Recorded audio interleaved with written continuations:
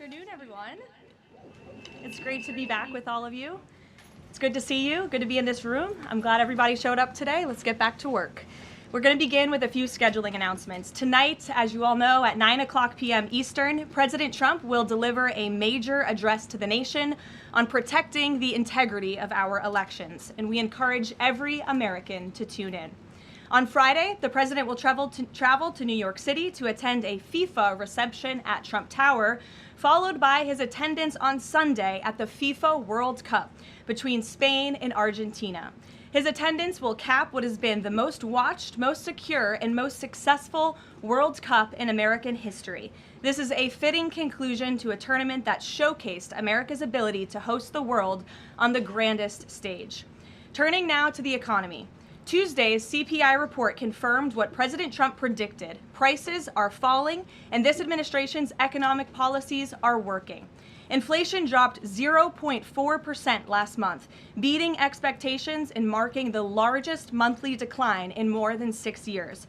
Prices fell, including for gasoline, electricity, non-prescription drugs, car insurance, medical care services, and hotels, delivering relief for American working families.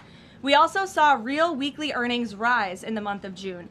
For private sector workers, real wages have increased by roughly $1,000 since President Trump took office, after falling nearly $3,000 during the previous administration.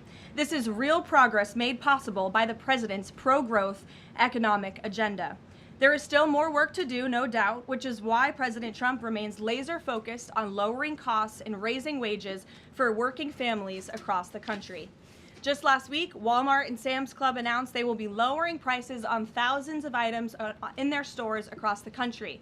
Shoppers can expect meaningful savings on groceries, household essentials, outdoor living products, toys, apparel, and other everyday staples. As President Trump said, Walmart answered his call and stepped up in a big way, and we commend them for that. We hope other major retailers will follow the lead of this patriotic American company. While we're on the subject of helping working families get ahead, I want to remind everyone that the Trump accounts are now officially live. To date, and this is a new stat from the Council of Economic Advisors this morning, more than 6.5 million American children have been signed up for accounts so far, including my 2 kids, who I signed up during my maternity leave. There are a few things I want to make clear about this massively beneficial program that has the potential to literally transform the financial future of this country. First, any child under the age of 18 is eligible to have a Trump account opened in his or her name. This is a free investment savings account that costs nothing to open. Second, thanks to President Trump, every child born between January 1st, 2025 and December 31st, 2028 will receive a $1,000 seed deposit from the United States Treasury. Third, parents, guardians, relatives, and friends can contribute up to $5,000 per year combined for each child. Employers can also contribute up to $2,500 per year on a tax-favored basis, counting toward the annual cap. The president believes there is no better investment than in America's children. Government projections show that a child whose family maxes out contributions could see the account grow to nearly $300,000 by the time the child turns 18. This is, I think we can all agree, an enormously powerful head start toward the American dream. These funds can be used for college, starting a business, or purchasing a home. This is truly a transformational, nonpartisan program. So I encourage everyone listening with a child to establish a Trump account today for your child and tell everyone you know with children to do the same. The app is also incredibly inviting and easy to use for parents at home. Finally, let's turn to the border. Brand new numbers this week from the Department of Homeland Security and Customs and Border Protection confirm that for the 14th straight month, this administration has released 0 illegal aliens into the United States. Again, let me reiterate, the 14th straight month, not a single illegal criminal alien has been entered into our country, released into our country by this administration. Illegal crossings in June remained at historic lows, and southwest border apprehensions are down 94% compared to the same period under the Biden administration. These numbers speak for themselves. Thanks to President Trump's strong leadership and unwavering commitment to law enforcement, America has the most secure border we have ever had in our nation's history. The administration continues working to reverse the previous influx of millions of illegal aliens into our country by the Biden administration, and our law enforcement professionals, God bless them, are arresting criminal illegal aliens across the country, including those convicted of the most heinous and violent crimes. This past weekend alone, ICE arrested a Mexican national and gang member convicted of second-degree murder in California, a Dominican national convicted of aggravated manslaughter in New Jersey, a Saudi national convicted of indecent liberties with a child in North Carolina, a Mexican national convicted of continuous sexual abuse of a child in California, a Nicaraguan national convicted of second-degree child molestation in Rhode Island, and a Mexican national convicted of lewd acts with a child under 14 with force in California. These are egregious crimes, and again, I think we can all agree that none of you would want these individuals living in your communities, and you have this administration to thank that they are on their way back home. The American people delivered a decisive mandate to arrest and deport these dangerous criminals, and President Trump is wholeheartedly committed to delivering on that mandate every day. He will never waver in his duty to defend our homeland and protect the American people, and he has proven without a shadow of doubt that the chaos and the lawlessness that we saw every single day at the border and across our country under the Biden administration was a choice, and it is a choice this president has chosen not to make. While this work is far from finished, the border is secure, and deportations will continue. With that, I'll take your questions today. I look forward to doing so. I know there's a lot of news. We have two people in our new media seats today, Rachel Bade and Ben Black. Rachel, why don't you kick us off? Ben will give you a question, and then we'll get to the rest of all of you. Thanks, Rachel. Thanks, Karoline. Welcome back to the briefing room, and congrats on your baby. Thank you. Two questions, Sure. if I may. The first one, a fun one for your first day back. You now have two babies under 2 years old. I do. As someone who has a 4-year-old, I can only imagine how little you are sleeping right now. What is your one tip or secret to women who want to have it all, the kids and the hard charging career? Well, thanks for the question, Rachel, and it is really good to be back with all of you. I don't think there is a secret. You just have to show up every day and keep going, and it really does take a village. Take the opportunity to shout out to my husband, who's home with our babies right now. I look forward to returning home later to be with them, but it's challenging. But for me, I view this as more than a job. I view this as public service on behalf of a president who I firmly believe in everything this administration is doing and really creating a better country for my children and their future, and I'm very grateful for that. Blessed to both be working in this job, but also to have two beautiful babies at home. And as you know, Rachel, and any mom in this room knows, there's nothing better than being a mother. So thanks for the question. Babies are the best. Okay, a question about tonight. There are a lot of Republicans in this town who very much support the SAVE Act and want to make sure, our elections are upheld, election integrity, top priority for them. But some of them are concerned that tonight's primetime address might focus on, elections of the past, relitigating them, rather than voter concerns of today. I'm wondering, can you tell us if the president tonight is going to talk about the economy? You just talked a lot about the economy and what we're seeing there. And what does the White House say to Republicans who are worried that election issues like this could actually turn off swing voters?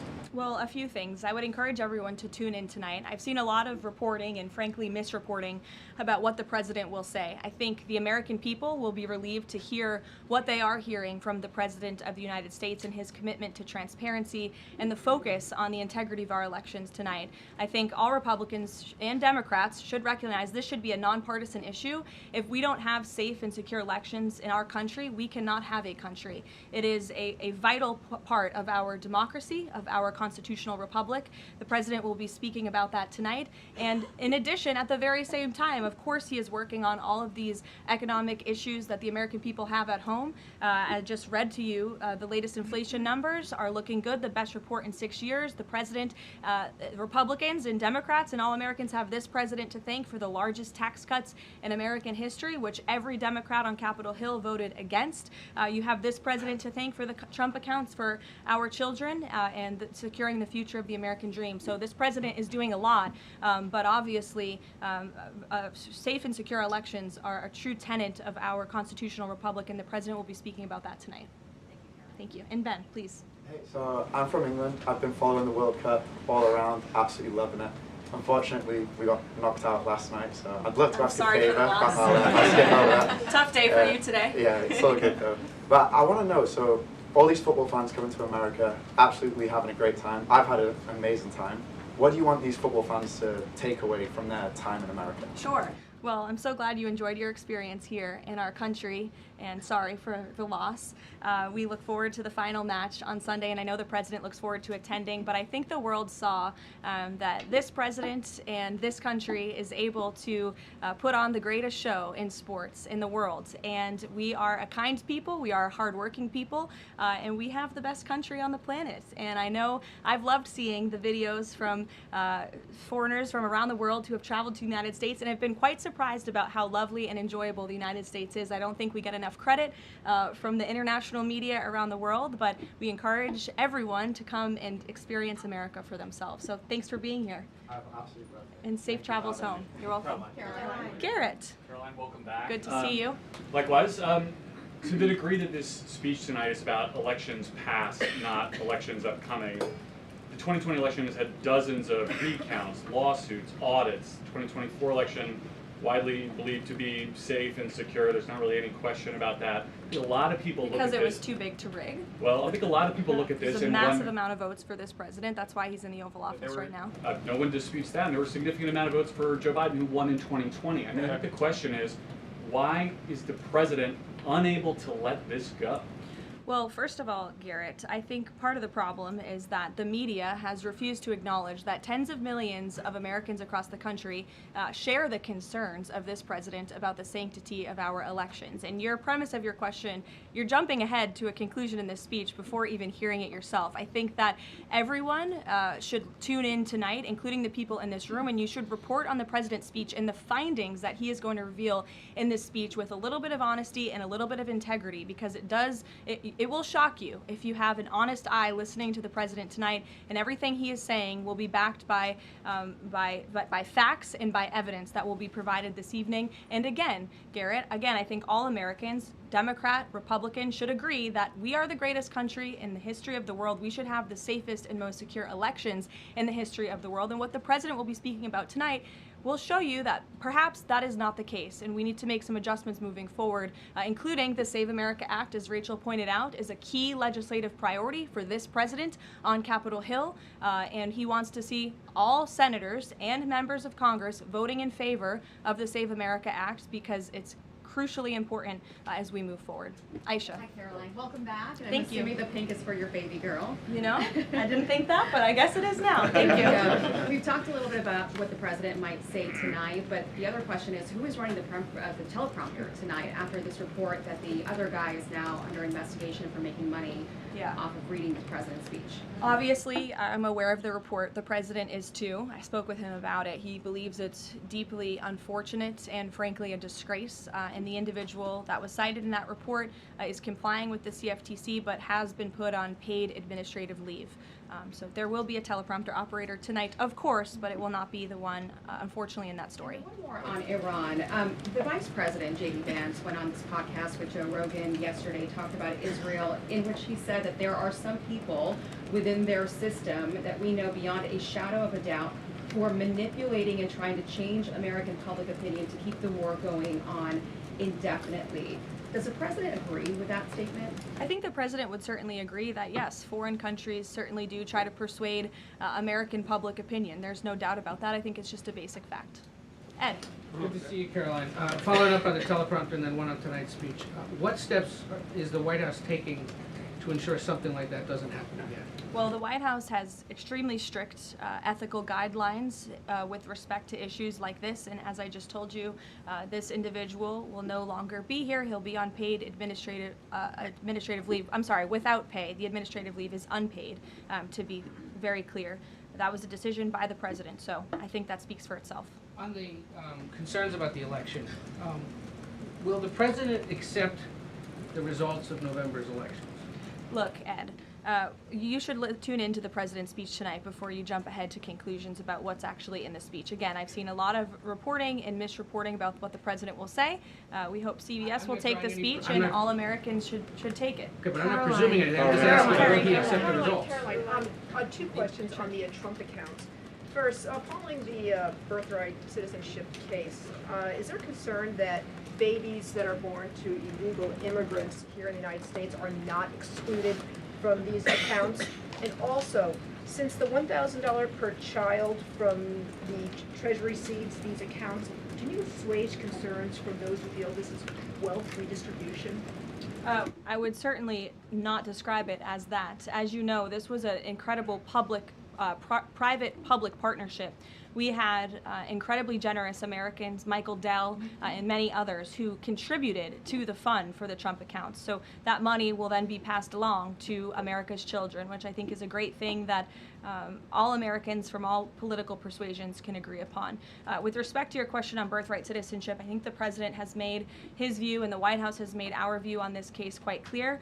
We're going to continue to move forward to work with Congress, hopefully in the future, to remedy this problem in our country and to ensure that we cannot have this scam continuing where you have foreigners from all around the world traveling to our country to give birth to babies who are then given the greatest privilege on the face of the planet, American citizenship. That's not how our founding fathers intended this country to work or to operate, and the administration is committed to finding solutions to remedy that. Do they have access to the Trump accounts, though? Those are children of those illegal aliens? That's not something I've discussed directly with the president, so I don't want to speak out of turn on that. As you know, Carrie, all American citizen children are able to access the Trump accounts as it stands right now. Sure, go ahead. Thank you very much, Mark Stone from Sky News. Can I switch to Iran, please? Sure. And specifically, the Manab school attack. 120 children dead, 26 of their teachers.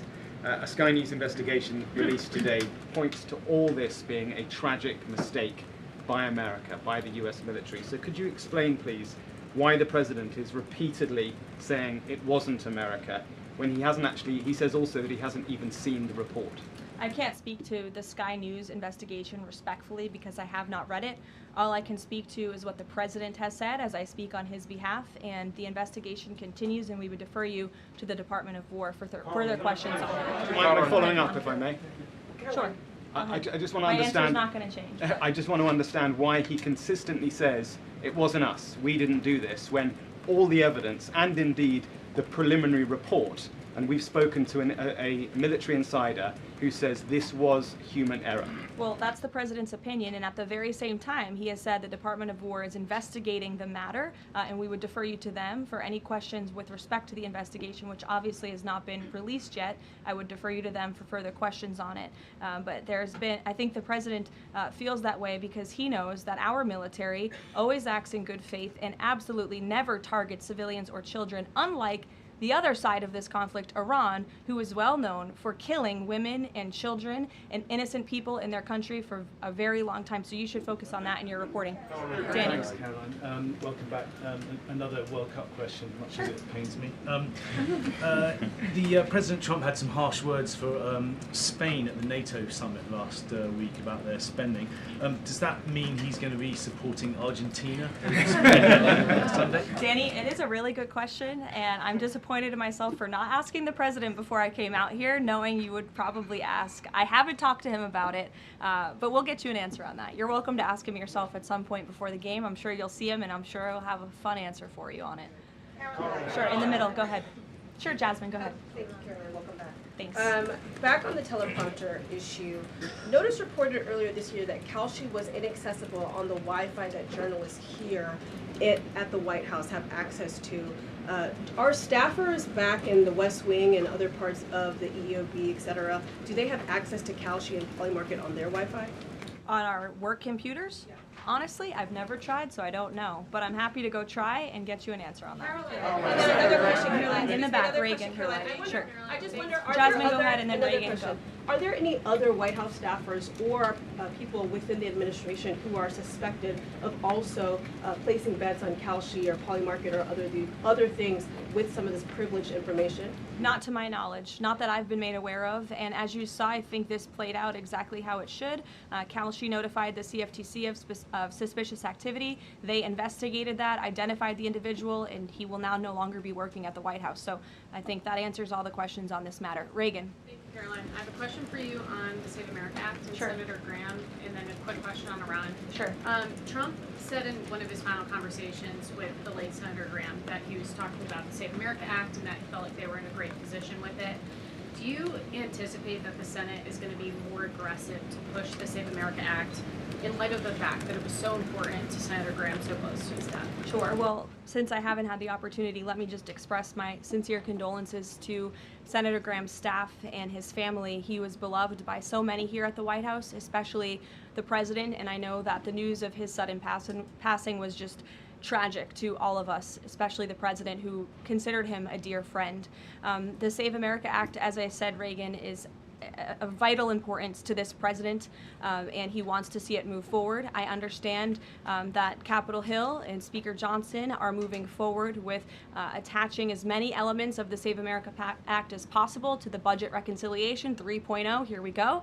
The president is supportive of that process, and he hopes that Republicans will vote for this important piece of legislation. The Budget Reconciliation bill not only will address the Save America Act, but also ensure important aid for our farmers and our war fighters, which the president supports as well. Brian. Thank you, Caroline. Welcome back. Thank you. On the Kalshi situation, I have just a few questions on that. Sure. This individual has been accused of making trades around the president's speeches for months. I mean, this has been going on since at least earlier this year, maybe even before that. Did the White House counsel have any awareness that this was going on with this individual? And if not, No.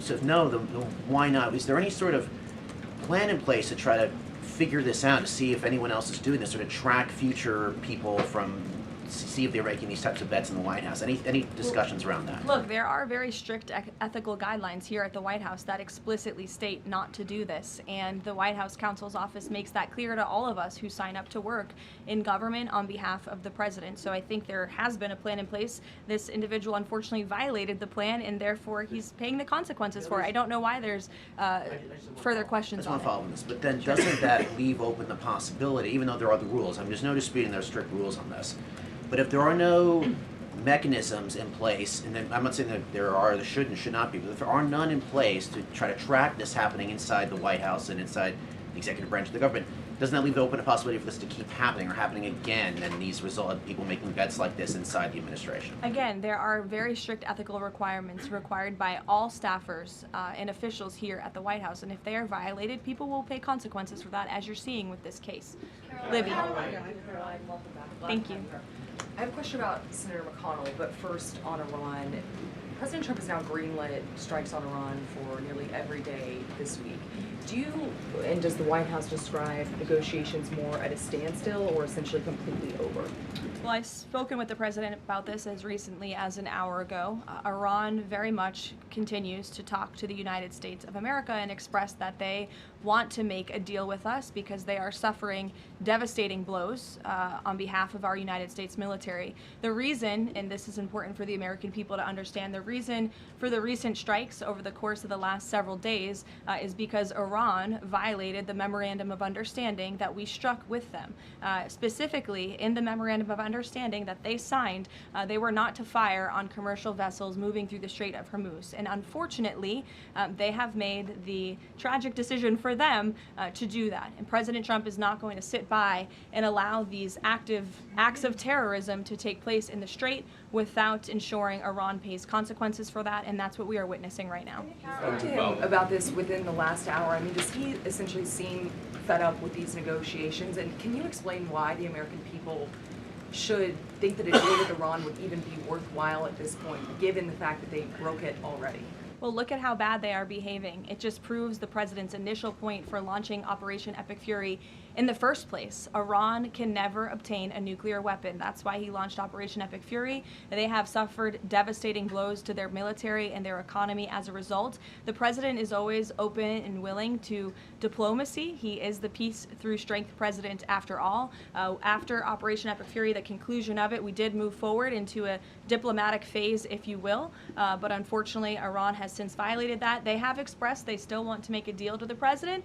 We're talking to them, but again, and the president is not going to allow them to fire on ships in the Strait without paying a consequence for that. And I think just one more point, I think throughout this entire endeavor, the president has proved not just to Iran, but to the entire world that we can hit Iran anytime, anywhere, any place, and their ability to defend themselves has been essentially wiped out because of this president and Operation Epic Fury in the first place.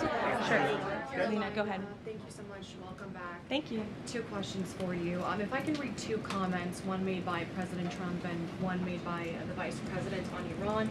President Trump recently said, as far as I'm concerned, it's just a waste of time dealing with them. They're liars. There's something wrong with them. They are cuckoo. They are scum, sick people, vicious, violent people.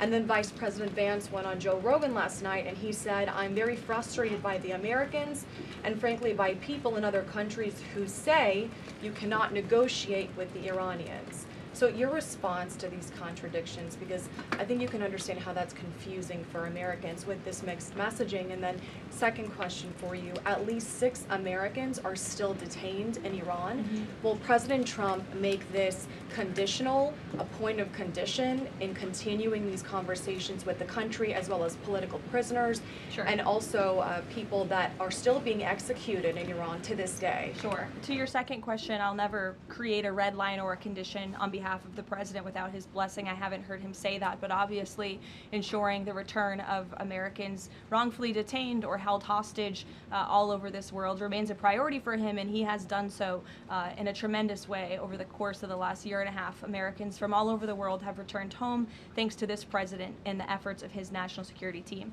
To your first question about the comments between the president and the vice president, respectfully, I do think you're taking comments from different times throughout this conflict and kind of asking me if these are contradictory of each other. I can tell you the president, vice president are on the exact same page about where we are right now in this conflict. And the fact that you do see elements of what's remaining in the Iranian regime that are more willing to make a deal, and then other elements who are not so maybe willing to make a deal, shows that Operation Epic Fury was incredibly effective because we neutered their ability to communicate with one another, and they are a fragmented system. They are not the once very strong, powerful terrorist state that they were before this operation, which was one of the ultimate goals. So we'll continue to work through the process, and as I said, the president will hold them accountable when they turn their back on the words that they state to the United States, but he is always open to diplomacy at the very same time. Thank you, Caroline. Sure. Regarding the president's speech tonight, he's been in office over 540 days now. If what he says is tonight is backed up by evidence, why hasn't anyone been charged? Well, he hasn't revealed it yet. He hasn't declassified the documents yet, and you will see what he says tonight, and then we'll move forward appropriately from there. Tonight from the Justice Department? I don't speak on behalf of the Justice Department, Caitlin, you know that. Rachel. By evidence, will there be charges? You'll have to ask the Justice Department. I don't charge people. I just speak on behalf of the president. Rachel. Thanks, Caroline. Welcome back. Just a point of clarification really quick. On the staffer who is accused of profiting off of the president's speeches, you said he'll no longer be working here. Is he on administrative leave or is he going to be fired after that's over? He's on unpaid administrative leave right now. Okay. And just to follow up on the president's speech tonight, I mean, we've been talking to a lot of Republicans over on Capitol Hill. They have said that focusing on the economy is the right way to go ahead of the midterm elections. They believe that's what voters care most about. What does the president say to Republicans who think that focusing on the 2020 election, election integrity, all of these issues right now is not the right approach so close to the election? Well, again, you guys have not heard the speech yet, so I would digress with the criticism until you actually hear what the president is going to say and what he's going to say when he addresses the American public. I would also add again that the administration and especially this president are able to walk and chew gum at the same time and tackle a number of issues on a number of different subjects every single day. We see that president do that working around the clock on foreign policy, on domestic policy all of the time. You all report on it, you have to keep up with it, so I think you can agree with me on that point. And I would also add the president will continue to be traveling all around the country to talk about the economy. We were just just in Pennsylvania a couple weeks ago, touring a Mack truck facility, which has been greatly strengthened and enriched because of this president's economic policies over the last year and a half, and he loves doing that, and he will continue to do so. Jennifer, go ahead. We have seen, with the increased community strikes, a real decrease in commercial traffic through the Strait of Hormuz. What is the U.S. doing right now to facilitate flows through the Strait of Hormuz and preemptively address the risk that Houthis will actually choke off the Red Sea oil route and that prices will increase further before November? Sure. Well, two separate questions. First, let me address what's happening in the Strait right now. We know that there is a blockade of ships directed by the president for ships entering and departing Iranian ports only. This has been fully implemented and is in full force. This blockade was reimposed due to Iran's inability to honor their agreement with the United States of America. More than 10,000 U.S. sailors, Marines, and airmen, along with 2 aircraft carriers and more than 20 warships and dozens of aircraft, are executing the blockade mission as we speak. And during the first 24 hours of the blockade, U.S. CENTCOM has redirected 2 compliant commercial vessels and disabled 1 non-compliant vessel. So look, the Strait is open for ships that are not traveling to and from Iranian ports specifically, and the U.S. Navy is there to ensure that can take place. With respect to gas prices, as you know, the price of oil right now is approximately $80 a barrel, maybe a little less. Before I came out here, that's what it was at. Gas prices are down approximately 60 cents a gallon off the peak of this conflict, and the president was honest with the American people from the beginning. There may be temporary disruptions in the oil market, but what we haven't seen is what all of the naysayers said, that there would be massive increases in the price of oil that so many warned about. And that's in large part because of the president's domestic energy policies here at home to revamp our domestic production here, but also the administration has taken many swift actions to mitigate these temporary disruptions. As you know, we've released oil through our SPR, the Jones Act waiver, which has been incredibly effective, fuel environmental waivers. We also, President signed the Defense Production Act to restart California oil production. So all of these very swift and mighty actions on behalf of this administration have led to a rather stable oil market, and the president will continue to do all he can to ensure prices come down, stay stable for the American people and the American consumer until the end of this conflict. And ultimately, I think Americans should keep in mind why we're doing this in the first place, to ensure that Iran, a terror state, can never obtain a nuclear weapon. Dasha, go ahead. Nice to see you back. You too. 2 questions, one on tonight and one on immigration. It strikes me listening to the conversation in this room about Iran, given the questions that folks on both sides of the aisle have about strategy and endgame, given that the United States has intensified strikes on Iran, typically in a time of conflict, when the president gives an address to the nation, you would expect him to address this conflict. Number one, will he talk about Iran, and why is that not the major topic of his speech? Does he believe that the SAVE Act and the 2020 election integrity are more important right now? Well, no, it's not a matter of importance. It's just a matter of timing. The president will be making a very important announcement with respect to the integrity of our elections. However, it is also very possible at the top of the speech he will mention the current situation with Iran and also the economy as well. As you all know, President Trump is a man of his own word, and he sometimes is thinking about these things up until he walks out. But we have had conversations about him addressing a range of topics, and that could very well be possible tonight. Again, this is all more reason for all of you to carry the speech live and for the American people to tune in tonight so they can hear directly from the the president and draw their own conclusions. Caroline, go ahead. Immigration. Caroline, sorry, I just wanted to add the immigration question real quick. Sure, Caroline, go ahead. Sorry. 3 men were killed in ICE encounters in less than a week. As a result, DHS announced that it would end vehicle stops, and then President Trump urged them to change their position. Can you confirm whether vehicle stops are back on, and is the administration doing anything more to prevent these kinds of deaths, maybe accelerating distribution of body cameras, which weren't present in this case? So a couple of things. Vehicle stops are continuing. Verbal guidance has been given to all field offices across the country by the Department of Homeland Security. The President and the Secretary of Homeland Security are on the same page that vehicle stops are a necessary tool that ICE agents need in order to continue continue their deportation campaign of the worst illegal alien criminals from our country. With respect to body cameras, I know there's been some questions about that in recent days. Over half of all ICE field offices now do have body cameras, and the remainder of the field offices are expected within 60 days. It's been a slower rollout than we would have hoped, but that's because of the Democrats' decision to shut down DHS for several weeks. So we expect to fully execute on the promise of body cams to all field offices across the country very soon. Karen. Caroline, on the parasite outbreak related to Yes. produce, can you give an update on the administration's response to this? Are there federal officials on the ground in the hardest hit states right now doing any testing of production facilities or farms to try to figure out where this outbreak has started? Sure. Well, what I can tell you, having been back at the White House for just a couple of short weeks, I've been in meetings on this very topic, and I can tell you the White House is closely monitoring the situation, has a handle on the situation. We're committed to providing the CDC and the FDA the resources that they need, and we urge all Americans to follow CDC guidance on properly washing and cooking raw ingredients to prevent this foodborne illness. As you know, there has been an unusually high number of cases. There are typically thousands of cases of this outbreak every year, but there has been an unusually higher number, and that's why we're working with the FDA and other partners at the federal, state, and local level to increase detection methods, provide the guidance, and then also, most importantly, trace the outbreak back to its original source, which we are currently in the process of doing. Lack of permanent leadership at the CDC and FDA and any funding cuts, has that slowed the response to figure out where this outbreak has started? No, we've talked to the CDC and FDA specifically about that, and not at all.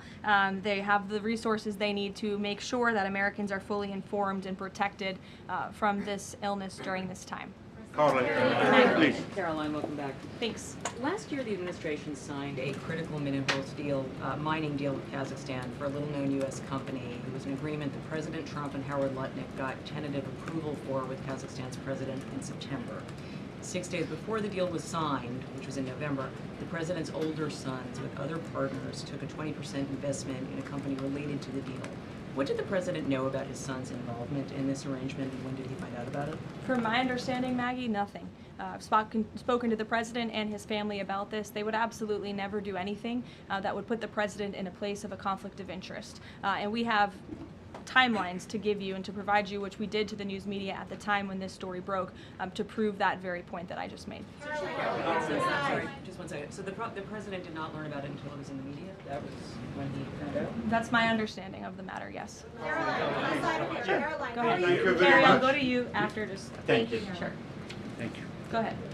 Me? Okay. Why don't we just- Okay, thank you very much. Mr. Kurdi, Starting you in the are very, back. very welcome back. Okay.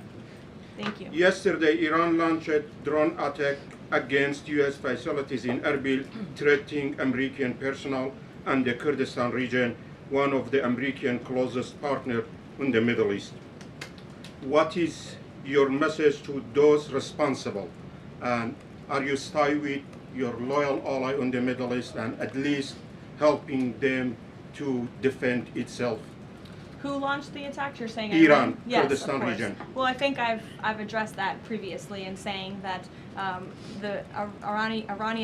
Iran has unfortunately shown to violate the word that they struck with the President of the United States. They're paying consequences for that in the strikes that the President has authorized in the recent days. Thank you, Caroline. You were with the President in Ankara for the NATO summit, and there Ukraine was one of I was not actually. Oh, you were not. Okay, yeah, but the issue of Ukraine was one of the most important topics there, and the situation is escalating between the two sides in these days, but there are still efforts. Can you give us more information about where we are and how the local power breakers, including Turkey, are involving in order to solve the problem? Sure, I'll check with the National Security Council and get back to you on that with more specific guidance. What I can tell you is I know the President greatly enjoyed his visit to Turkey, and not just his participation in the NATO summit, where he applauded the United States for getting our NATO allies to step up and pay their fair share for our defense,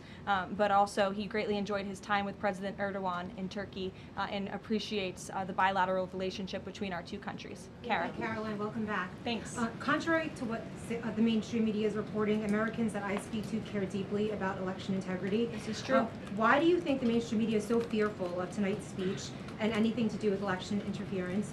And why are they attempting to discredit President Trump's speech before they've even heard it? And lastly, what's your message to AOC, who is asking for President Trump, the mainstream media, to actually censor the sitting president's speech tonight? Yeah, I think that the mainstream media should air the president's speech and allow the American people to draw their own conclusions from it. Again, I think it's important that the American public hears directly from the President of the United States on a topic that, to your point, is very near and dear to the hearts of many Americans across the country, the integrity of our elections. This should be a nonpartisan, non-controversial issue, and I think you'll hear the President talk about that tonight. So we'll see you then. Thank you. He was telling the President that he